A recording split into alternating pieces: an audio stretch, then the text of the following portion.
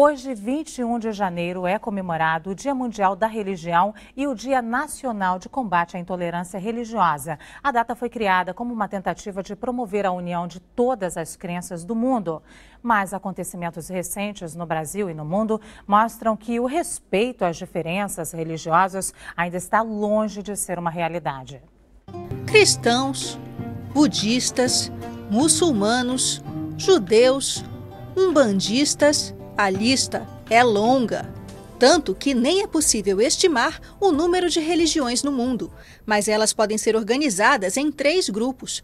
As monoteístas acreditam na existência de um único Deus, que criou o universo e os homens. As politeístas creem em muitas divindades, cada uma com características distintas. Já as chamadas não teístas acreditam que a espiritualidade é independente da existência de um ou mais deuses. Diferentes, mas com a mesma intenção: dar sentido à vida. Mas o que deveria promover a paz e a harmonia entre os povos, às vezes, serve de motivo para confrontos. Conflitos religiosos acontecem desde a antiguidade, quando os primeiros cristãos eram jogados aos leões pelo Império Romano. E continuaram durante a Idade Média com as Cruzadas, uma disputa territorial entre cristãos e muçulmanos, e a Inquisição, uma violenta resposta da Igreja Católica à Reforma Protestante. No século passado, a intolerância vestiu o uniforme nazista e promoveu o Holocausto judeu. Seguiu com um confronto entre católicos e protestantes na Irlanda. Pelas mãos de extremistas islâmicos, chegou ao 3º milênio em 11 de setembro e mostrou a cara mais uma vez em Paris há 2 semanas. No Brasil, os casos também não são poucos. Só no ano passado, o Disque 100 registrou 149 denúncias de intolerância religiosa, 39 delas só no Rio de Janeiro. Os ataques vão de manifestações de preconceito em escolas e locais públicos a ofensas pessoais, ameaças, danificação de imagens e até a destruição de templos, igrejas e terreiros. A internet também é palco para o preconceito.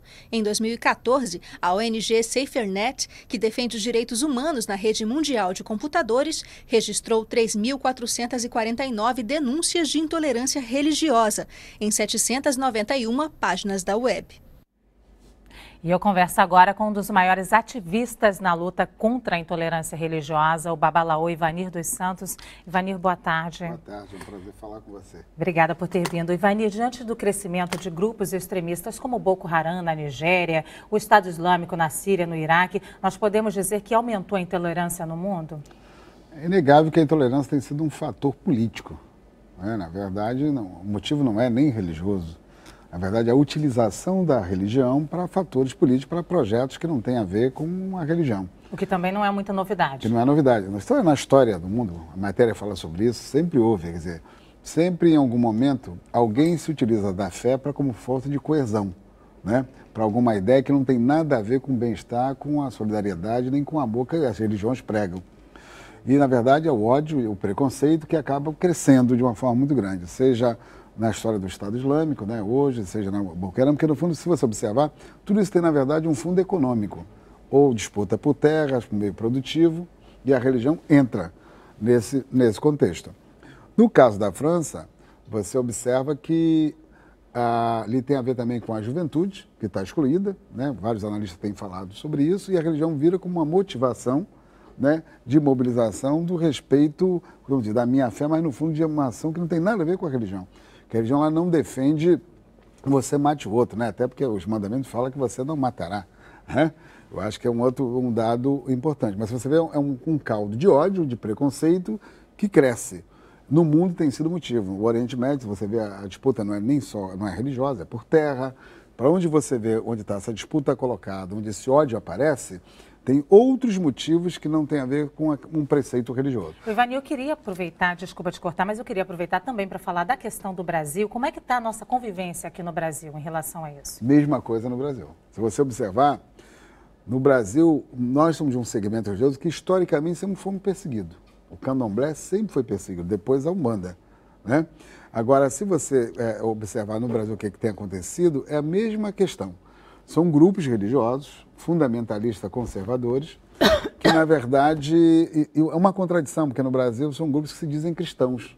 E o cristão pensa que você ama o próximo como a ti mesmo, não manda que você odeia.